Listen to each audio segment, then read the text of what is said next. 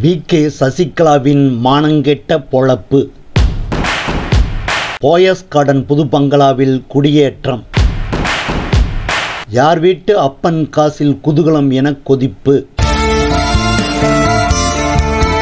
நல்லரசு பார்வையாளர்களுக்கு அன்பு வணக்கம். செல்வி ஜெயலலிதாவின் ஒட்டுமொத்த அரசியல் வாழ்க்கையும் அஸ்தமனமடைய வைத்த வி.கே. சசிகலா ஊர் பணத்தை கொள்ளையடித்து பாவப்பட்ட காசில் ஜெயலலிதாவின் போயஸ் கார்டன் இல்லத்திற்கு முன்பாகவே புது பங்களாவை கட்டி குடியேறியிருக்கும் அராஜகத்தை பார்த்து கொதித்து போயிருக்கிறார்கள் அதிமுகவின் ரத்தங்கள். இளம் வயதில் யதார்த்தமான வாழ்க்கையை வாழ முடியாத போதும் கடின உழைப்பால் திரையுலகில் புகழ் கொடியை நாட்டியவர் செல்வி ஜெயலலிதா. மறைந்த முதல்வர் எம்ஜிஆரால் வலுக்கட்டாயமாக அரசியல் வாழ்க்கைக்கு தள்ளப்பட்டவர். எம்ஜிஆர் உடல்நலம் பாதிக்கப்பட்டு அமெரிக்காவில் சிகிச்சை பெற்ற நாள் முதலாக அவர் மரணமடைந்த காலம் வரை வீரப்பன் உள்ளிட்ட அதிமுக முன்னணி தலைவர்களால் கடுமையாக அவமானப்படுத்தப்பட்டவர் செல்வி ஜெயலலிதா. ஆண்களின் ஆதிக்கம் அதிகமாக இருந்த அரசியலில் அதற்கு முன்பு எப்போதும் சந்தித்திராத அவமானங்களை எதிர்கொண்டதால் ஏற்பட்ட மனவலி வெறியாக ஊற்றெடுக்க அரசியல் வாழ்க்கையை விருப்பமின்றி தொடர்ந்த செல்வி ஜெயலலிதா தனது மறைவு காலம் வரை தமிழகத்தில் மட்டுமல்ல இந்தியா முழுவதிலும் இரும்பு பெண்மணி எனும் அடையாளத்தை சுமக்கும் அளவிற்கு புகழோடு வாழ்ந்தவர். எம்ஜிஆரின் மறைவிற்கு பிறகு அவரின் அரசியல் வாரிசாக பொதுமக்களை சந்தித்தவர் செல்வி ஜெயலலிதா. 1989 மற்றும் 1991 ஆகிய 2 தேர்தல்களிலும் மக்களின் ஏகோபித்த ஆதரவை பெற்று பேரறிஞர் அண்ணா, கலைஞர் மு. கருணாநிதி, எம்ஜிஆர் ஆகிய ஆளுமைகளின் வரிசையில் முதலமைச்சர் எனும் அரியாசனத்தில் அமர்ந்தவர் செல்வி ஜெயலலிதா.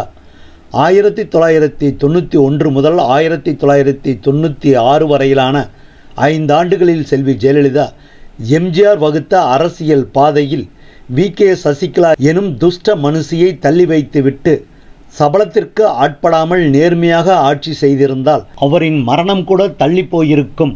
ஊழல்வாதி என்ற அவமான சின்னத்தையும் ஜெயலலிதா சுமந்திருக்க வேண்டிய பரிதாப நிலை ஏற்பட்டிருக்காது.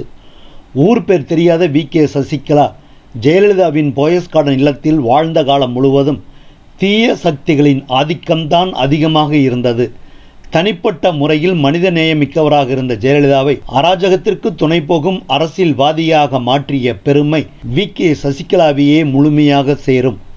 ஆமை புகுந்த வீடு உருப்படாது என்ற கிராமத்து சுலவாடைக்கு ஏற்ப வி.கே. சசிகலா எனும் ஆக்டோபஸ் செல்வி ஜெயலலிதாவை அரசியல் வாழ்வில் மட்டுமல்ல தனிப்பட்ட வாழ்விலும் விவரிக்க முடியாத அளவுக்கு துயரங்களையும் அவமானங்களையும் சந்திக்க வைத்து விட்டது. செல்வி ஜெயலலிதா தலைமையிலான முதல் 5 ஆண்டு கால ஆட்சியில் சசிகலா மற்றும் மன்னார்குடி கும்பலின் பேராசையால் பிரபலமானவர்களுக்கு சொந்தமான ஆடம்பர பங்களாவை அபகரிக்க வைத்ததுடன் அரசுக்கு சொந்தமான நிலத்தை ஆட்டை போட்டது, சட்டவிரோதமாக சொத்துக்களை வாங்கி குவித்தது, வளர்ப்பு மகன் திருமணம் போன்ற படு கேவலமான நிகழ்வுகளால் அரசியல் உலகில் உச்சத்தை தொட்டிருக்க வேண்டிய ஜெயலலிதாவையும் குறுகிய காலத்தில் புதைக்குழியில் தள்ளிவிட்டது. திரையுலக பயணத்திலேயே சொகுசான வாழ்க்கைக்கு தேவையான அளவுக்கு பணத்தை சம்பாதித்து வைத்திருந்தவர் செல்வி ஜெயலலிதா. சினிமா துறையில் வியர்வை சிந்தி கடுமையாக உழைத்து சம்பாதித்த பணத்தில் சிறுக சேமித்து வைத்திருந்த பணத்தில்தான் போயஸ் கார்டன் இல்லத்தை விரிவுபடுத்தியதுடன் சொந்த வாழ்வுக்கு தேவையான அனைத்திற்கும் வியர்வை சிந்தி சம்பாதித்த பணத்தை செலவழித்தவர் செல்வி ஜெயலலிதா.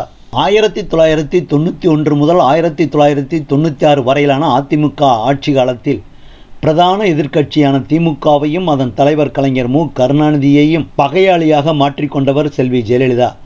அரசியலுக்கு அப்பாற்பட்ட அதிகார வர்க்கத்தையும் அரசு பணியாளர்களையும் ஆளுநர் சென்னா ரெட்டியும் சொந்த சாதியைச் சேர்ந்தவரும் அரசியலில் வழிகாட்டியாக திகழ்ந்த டாக்டர் சுப்பிரமணிய சுவாமியையும் பகையாளியாக ஆக்கி கொண்டதுதான் செல்வி ஜெயலலிதா செய்த இமாலய தவறாகும். அரசியலில் பண்பட்ட தலைவராக வளர்வதற்கு பதிலாக சசிகலா அவரது கணவர் நடராஜன் மற்றும் மன்னார்குடி கும்பலின் துர்போதனைகளாலும் அளவுக்கு அதிகமான பேராசைகளாலும் ஊழல் குட்டையில் விழுந்து நீதிமன்ற படிக்கட்டுகளை ஜெயலலிதா மிதிக்கும்படி வைத்துவிட்டது. முதல் முறையாக முதலமைச்சர் பதவியில் அமர்ந்தபோது சசிகலாவுக்கும் அவரது மன்னார்குடி உறவுகளுக்காகவும் ஆட்சி அதிகாரத்தை தவறாக பயன்படுத்தியதால் தான் மரணம் அடையும் வரை செல்வி ஜெயலலிதாவுக்கு எதிரான பரப்புரை தமிழ்நாட்டை கடந்து இந்தியா முழுவதும் கவனத்தை பெற்றது. முதலமைச்சர் பதவியில் அமர்ந்திருந்தவர் ஊழல் வழக்கில் தண்டனை பெற்று பதவி இழந்தார் என்ற அவமானகரமான வரலாற்றுக்கு செல்வி ஜெயலலிதா ஆளாக நேரிட்டதற்கும் வி.கே. சசிகலாவுடனான நட்புதான் காரணம் என்று வெதும்புகிறார்கள் அதிமுக முன்னணி தலைவர்கள். ஜெயலலிதாவை மரணகுழியில் தள்ளிய துஷ்ட மனுஷி வி.கே. சசிகலா பல ஆயிரம் கோடி ரூபாய் சொத்துக்களை செல்வி ஜெயலலிதாவின் பெயரை வைத்து சம்பாதித்துக் கொண்டவர் என்ற குற்றச்சாட்டு 4 ஆண்டு சிறை வாழ்க்கைக்கு பிறகும் அப்படியே தான் இன்றைய தேதி வரை நீடித்துக் கொண்டிருக்கிறது. பெங்களூர் சிறையிலிருந்து விடுதலையான வி.கே. சசிகலா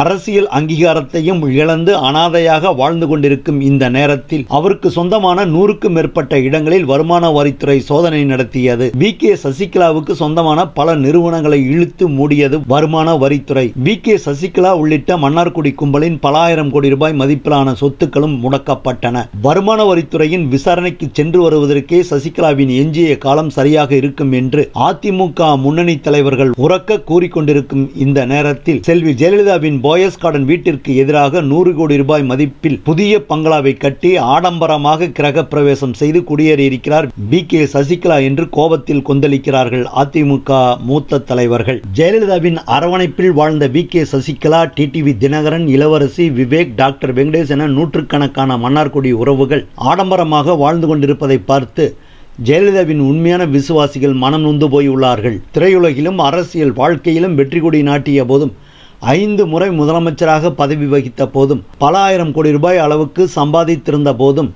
ஜெயலலிதாவின் இறுதிகால வாழ்க்கை துயரம் மிகுந்ததாகத்தான் அமைந்திருந்தது.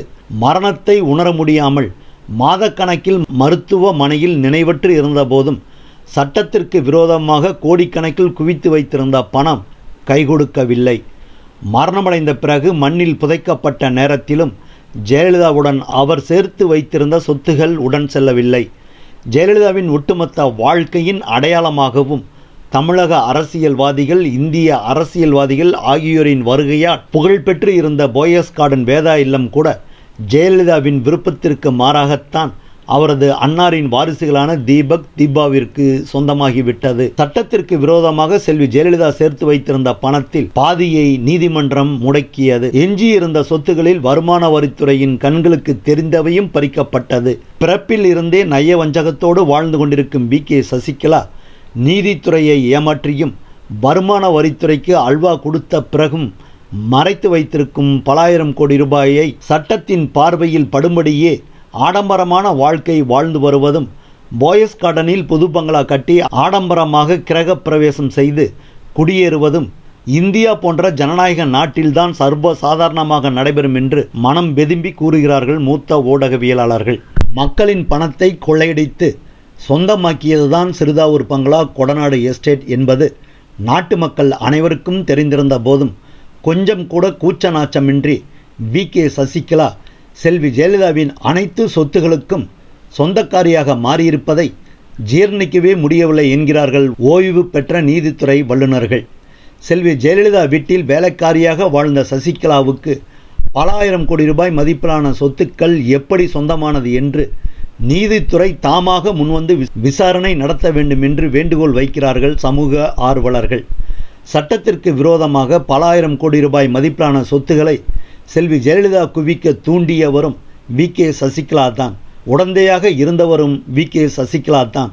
பொதுமக்களின் பணத்தை கொஞ்சம் கூட மனசாட்சியின்றி கொள்ளையடித்த செல்வி ஜெயலலிதாவுக்கு நீதிமன்ற தண்டனை கிடைக்காமல் போனாலும் இயற்கை மரண தண்டனையை வழங்கிவிட்டது. அதிமுகவினரால் மட்டுமல்ல, பொதுமக்களில் பிரிவினரின் ஆதரவும் பெற்ற செல்வி ஜெயலலிதாவே தான் கஷ்டப்பட்டு உழைத்த சொத்துக்களை அனுபவிக்க முடியாத அளவிற்கு காலம் தண்டித்து விட்ட பிறகு அவரது நிழலில் வாழ்ந்த வி.கே. சசிகலா பொதுமக்களின் பணத்தில் உல்லாச வாழ்க்கை வாழ்வதற்கு முற்றுப்புள்ளி வைத்து ஆயுள் முழுவதும் சிறையிலேயே வாழும் அளவுக்கு நீதித்துறை தண்டனை வழங்க வேண்டும் என அதிமுக முன்னணி தலைவர்கள் ஆவேசமாக கூறுகிறார்கள். நன்றி நண்பர்களே, மற்றொரு சிறப்பு செய்தி தொகுப்போடு மீண்டும் சந்திக்கிறோம்.